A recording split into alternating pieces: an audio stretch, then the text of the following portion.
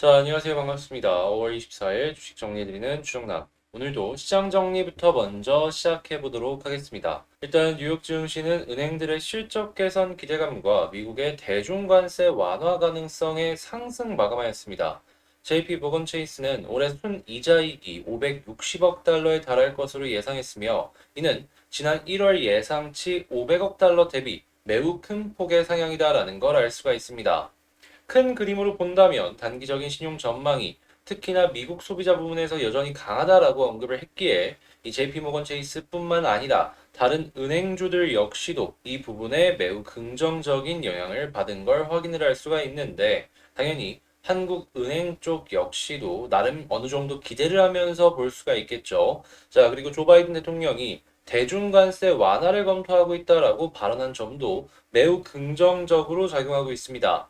인플레이션을 잡기 위함이다라고 해석을 해볼 수가 있겠는데, 자, 중국의 경제 성장을 막는 채찍과 이런 식으로 인플레이션을 풀기 위한 대중 관세 완화의 당근을 함께 주려는 움직임을 확인을 할 수가 있기에, 여기에 영향을 받는 한국이 어떤 식으로 나갈지 이걸 생각을 하시면서 보는 게 좋지 않을까 싶네요.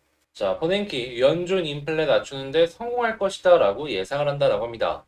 볼컷 때와는 다르다라고 하는데, 아무래도 이전에 어느 정도 시행착오를 겪어봤기 때문에 이번에는 성공할 것이다 라고 이야기를 하는 것이 아닐까 생각을 해볼 수가 있고, 자, EBC 다시 유럽 같은 경우에도 9월까지 마이너스 금리를 종료할 것이다 라고 이야기가 나오고 있습니다. 이제 전 세계가 인플레이션을 잡기 위한 대긴축의 시대로 들어갔다, 이렇게 볼 수 있을 것 같은데, 문제는 이게 제대로 그냥 차근차근 이 물가도 잡히고 경제도 완만하게 하락을 하면 모르겠지만, 지금 미국의 정크펀드 같은 경우에는 유효 이자율이 급등하면서 신뢰 붕괴선을 넘었다라고 합니다.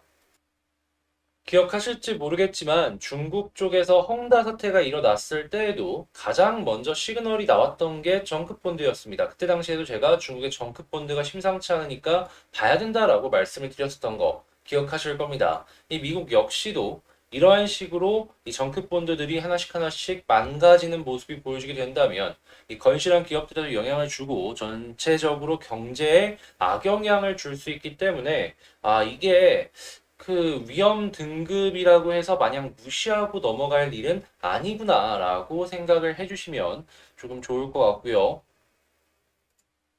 여전히 이 우크라이나발 사태로 인한 전 세계 공급망 문제는 여전히 이어지고 있는 걸 확인을 할 수가 있습니다. 이번에 2년 만에 돌아온 다보스 포럼에서 우크라이나가 최대 의제로 선정이 되었다라고 하고, 뭐 여기서도 이제 여러 가지 이야기들이 나오는 걸 확인을 할 수가 있는데, 네, 뭐 우크라이나를 도와달라라고 이야기를 하지만 솔직하게 경제인들에게 가장 중요한 거는 지정학적 리스크를 줄여라. 요게 핵심이 되겠죠. 그리고 에너지 전환 얘기도 많이 나온 걸 확인을 할 수가 있고, 이외에 다양한 의제들이 계속 나온 걸 확인을 할 수가 있기에, 자, 요거는 굉장히 전 세계 경제에 영향이 크게 들어올 수 있거든요. 여기서 나온 의제들 하나씩 하나씩 보면서 한국의 관련주들과 엮어서 보시면 좋을 것 같습니다. 자, 그리고 루브라 자본 통제 완화 소식에 급등을 했다라고 해요. 최근에 러시아가 인플레이션으로 고생을 하는 가운데 이 루브라 같은 경우에는 가치가 폭락을 했다가 러시아 정부의 정책에 따라서 다시 회복하는 모습이 보여졌잖아요. 그러고 나니까 루브라 통제를 완화한다는 소식이 들려왔다라고 합니다. 자, 이 같은 경우에는 러시아 지역이 어느 정도는 다시금 국제사회로 복귀를 하려는 움직임 중에 하나가 아닐까 생각을 하는데, 제가 이제 국제 정치적으로는 지식이 그렇게 깊지가 않다 보니까 이 부분에 대해서는 제가 정확하게 뭐라고 말씀드릴 게 많이 있진 않습니다. 근데 나중을 보면은 항상 이렇게 하나씩 하나씩 정책을 진행을 하고 나서 무언가가 연결이 되더라고요. 하니까 여러분들도 요거를 한번 깊게 생각을 하시면서 다음 것들, 어떤 것들이 이루어질지 하나씩 보시면 좋을 것 같습니다. 자, 그리고 중국 봉쇄가 장기화가 되면서 지금 LCD 패널 쪽, 이런 쪽이 직격탄을 맞았다라고 합니다. 아무래도 지금 비수기라고는 하지만 출하량 자체가 너무나도 크게 급감을 했다 보니까, 특히나 전자제품을 만드는 회사들이 생각했던 것보다 제품을 많이 못 만들어서 타격이 입었다, 이런 얘기들이 솔솔 나오고 있거든요. 자, 근데 이 LCD 부분이다 보니까 한국 같은 경우에는 큰 영향이 지금은 많이 없잖아요. 그래서 오히려 OLED 쪽의 판매량이 증가를 했는지 그게 아니라면 그냥 그렇게까지 한국 쪽에도 큰 영향 없이 지나갔을 수 있을 것이다. 이렇게 생각을 하시면 될 것 같습니다. 자, 그리고 바이든이 지금 한국도 왔었고, 예, 일본도 왔었고, 왔다 갔다를 많이 했잖아요. 근데 여기에서 수혜주를 찾아라라고 했을 때, 실질적으로 반도체와 2차 전지, 그리고 자동차 같은 경우에는 미국 쪽과 엮여서 무언가를 많이 할 수 있다라는 의견들 때문에 지금 외국인도 많이 사고 기관도 많이 사는 움직임을 확인을 할 수가 있습니다. 자, 그러니까 여기에서 아직 덜 올라갔던가 수급이 계속 들어오는 종목들 같은 경우에는 한동안 계속 봤으면 나쁘지 않을 것 같습니다. 자, 그 다음으로는 이제 IPF.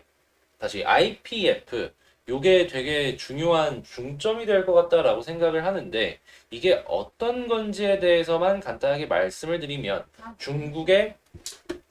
중국의 경제 팽창을 막기 위한 동맹이라고 보시면 됩니다. 하다 보니까 중국 같은 경우에는 패거리 만들어서 분열 조작 말아라. 아주 크게 반발을 하는 모습을 확인을 할 수가 있는데 중요한 건 여기에 한국이 들어갔다라는 거죠. 미국 같은 경우에는 한국을 중요한 동맹으로서 만들어가지고 요 중국을 압박하는 데 큰 힘을 실게 만들려는 움직임을 보여주고 있다. 이렇게 해석을 해볼 수가 있을 것 같은데요. 중요한 건 이제 한국 기업들 같은 경우에는 솔직하게 얘기해서 이게 썩 좋지만은 않죠. 왜냐하면 한국의 주요 매출 국가 1등이 중국이니까요.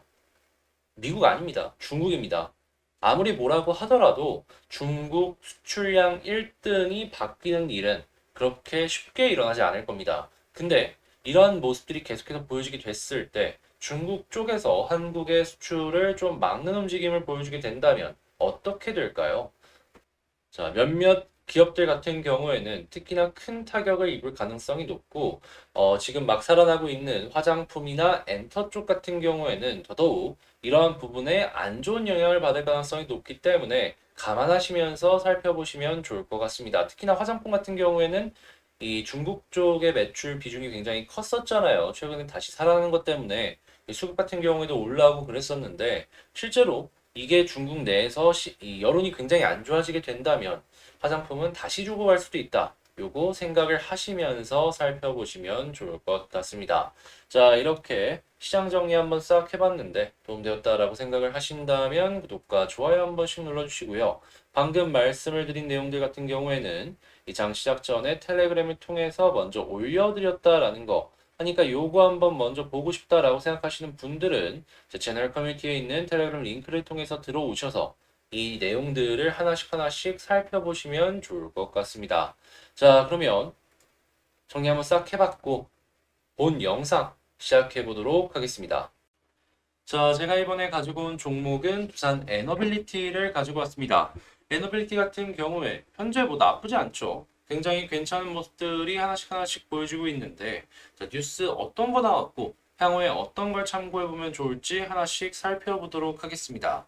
일단 제일 먼저 뉴스를 보자면 두산 에너빌리티가 최근에 세계 최대 에너지 발전 전시회인 미국의 파워젠에 참가를 하였다라고 합니다. 이 중에서도 신성장 동력인 가스터빈과 수소터빈을 집중적으로 홍보한다라고 했는데 특히나 이 가스터빈 같은 경우에는 이 한국 쪽을 집중적으로 수출했는데도 불구하고 수주 잔고가 거의 조 단위가 넘는 걸로 보여지고 있죠. 한마디로 이쪽이 단가가 굉장히 세기 때문에 한국 이외 지역에서 수출을 받는 모습을 보여주게 된다면 향후에 더더욱 두산 에너빌리티가 성장할 수 있을 것이다라고 생각을 해볼 수가 있거든요. 그렇기에 과연 이 부분에서 해외에서 괜찮은 소식이 들려오는지에 대해서 여러분들도 같이 보시면 좋을 것 같고요. 수터빈 같은 경우에는 이미 발전 경쟁력을 어느 정도 입증을 한 상황이기 때문에 뭐 중국을 시작으로 그 이외의 지역에서도 괜찮은 결과물을 만들어가는 모습을 보여주게 된다면 수소 연료 전지와 함께 괜찮은 매출 상승을 생각을 해보시면 좋을 것 같습니다. 물론 원전도 잊지 마시고 생각을 하셔야 되겠죠. 이 세 가지가 계속 괜찮은 모습을 보여주다 보면은 어느 순간 두산 에너빌리티 같은 경우에는 미래 성장 동력을 훨씬 더 크게 평가받아서 올라가는 모습도 볼 수가 있고요. 특히나 원전 같은 경우에는 미국 쪽에서 영업을 해주다 보니까 더더욱 기대를 하면서 살펴보면 좋을 것 같은데 자, 이런 모습들이 계속 쌓이고 쌓이다 보면은 어느 순간 다시 한 번 더 단계적인 레벨업 할 수 있지 않겠습니까? 이런 것들 기대하시면서 보시면 좋겠네요. 자, 그러면 현재 위치에서 수급이랑 차트를 한번 보도록 할게요. 일단 수급으로 놓고 보자면 어제 조금 많이 파는 모습이 보여지긴 했는데 최근에 매수한 단가랑 비교를 해서 놓고 본다면 그렇게 많은 매도세가 아니었다. 그냥 단기적인 시세 차익을 위한 매도세였다. 이 정도로 이걸 해석을 해볼 수가 있을 것 같고 그 다음으로 오늘도 매수를 계속 이어가지고 있는 모습이 보여주고 있기 때문에 요 위치에서는 나쁠 게 없다 생각하시면 될 것 같습니다. 자, 이런 모습이 계속해서 이어지게 된다면 향후에 상승을 하는데 더 큰 호재로 작용을 할 수도 있고요. 자, 그러면 일단 지금 계속 봐야 되는 건 개인 마이너스 외국인 기관 플러스 요걸 보시면 되겠다.